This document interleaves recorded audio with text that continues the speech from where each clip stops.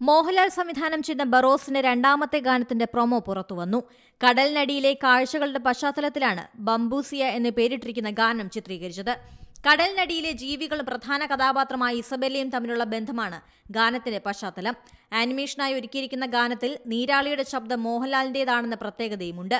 Lydian nadaswaram compose ചെയ്തിരിക്കുന്ന ഗാനത്തിന്റെ വരികൾ തയ്യാറാക്കിയത് കൃഷ്ണദാസ് പങ്കിയാണ്. നേരത്തെ ചിത്രത്തിന്റെ ഇസബെല്ല എന്ന ഗാനം പുറത്തിറങ്ങിയിരുന്നു. മോഹൻലാൽ തന്നെ ആലപിച്ച ഗാനത്തിന് മികച്ച പ്രതികരണമാണ് ലഭിച്ചത്. ഫാന്റസി പീരീഡ് ജോണറിൽ ഒരുക്കിയ ചിത്രം കുട്ടികളെ ലക്ഷ്യം വെച്ചാണ് ഒരുക്കിയിരിക്കുന്നത്. മോഹൻലാൽ തന്നെയാണ് പ്രധാന കഥാപാത്രമായ ബറോസിനെ അവതരിപ്പിച്ചിരിക്കുന്നത്. നിധി കാക്കുന്ന ഭൂതവും ഒരു കുട്ടിയും അവരുടെ ലോകവുമാണ് ചിത്രത്തിൽ ഒരുക്കിയിരിക്കുന്നത്. ക്രിസ്മസ് വിരുന്നായ ചിത്രം പ്രേക്ഷകരിലേക്ക് എത്തും. മികച്ച പ്രതികരണമാണ് ചിത്രത്തിന്റെ ട്രെയിലറിന് ലഭിച്ചത്.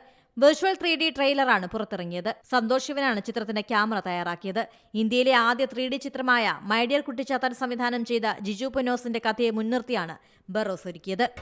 പുതിയ വാർത്തകളും വിശേഷങ്ങളും ഇനി വിരൽ തുമ്പിൽ. എല്ലാ ഡിജിറ്റൽ പ്ലാറ്റ്ഫോമുകളിലും ഇപ്പോൾ സീ മലയാളം ന്യൂസ് ലഭ്യം.